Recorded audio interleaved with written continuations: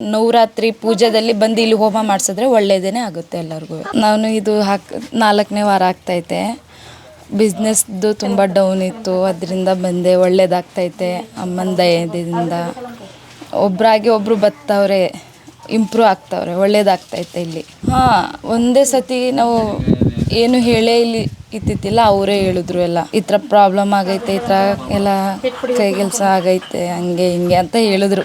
ಒಟ್ಟಿನಲ್ಲಿ ಇಲ್ಲಿ ಬಂದಾಗ ನೆಮ್ಮದಿ, ಬಿಸ್ನೆಸ್ ಇಂಪ್ರೂವ್ ಆಗೋದು, ಒಟ್ಟಿನಲ್ಲಿ ಶಾಂತಿ ಸಿಕ್ತು. ಪಾಸಿಟಿವ್ ವೈಬ್ ಬರುತ್ತೆ, ಚೆನ್ನಾಗಿ ಫೀಲ್ ಆಗುತ್ತೆ. ಇಲ್ಲಿ ಬಂದು ಹೋದಾದ್ಮೇಲೆ 5 ವಾರ ಬರಬೇಕಂತ. ಇಲ್ಲಿ 5 ವಾರ ಕಂಪಲ್ಸರಿ ಆದಮೇಲೆ ಮತ್ತೆ ಬಂದು ಹೋಗ್ಬೋದು. 5 ವಾರ ಬಂದು ತಡೆ ಹೊಡಿಸ್ಬೇಕು. ಸ್ವಲ್ಪ ವೀಕ್ನೆಸ್ ಥರ ಡೌನ್ ಫೀಲ್ ಆಗ್ತದೆ.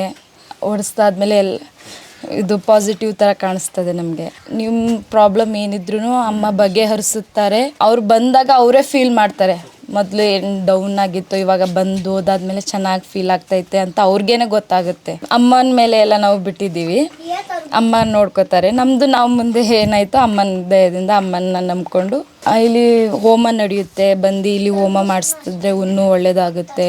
ಹೋಮ ಮಾಡಿಸ್ಕೊಂಡು ನಾವು ಹೊರಗಡೆ ಎಲ್ಲ ಹೋಗ್ತೀವಿ, ಇಲ್ಲಿ ಹೋಮ ಮಾಡಿಸ್ಕೊಂಡು ಅದು ಕುಂಕುಮ ತಗೊಂಡು ಹೋದರೆ ಸಕ್ಸಸ್ಸೇ ಆಗುತ್ತೆ. ನವರಾತ್ರಿ ಪೂಜೆದಲ್ಲಿ ಬಂದು ಇಲ್ಲಿ ಹೋಮ ಮಾಡಿಸಿದ್ರೆ ಒಳ್ಳೇದೇನೆ ಆಗುತ್ತೆ ಎಲ್ಲರಿಗೂ.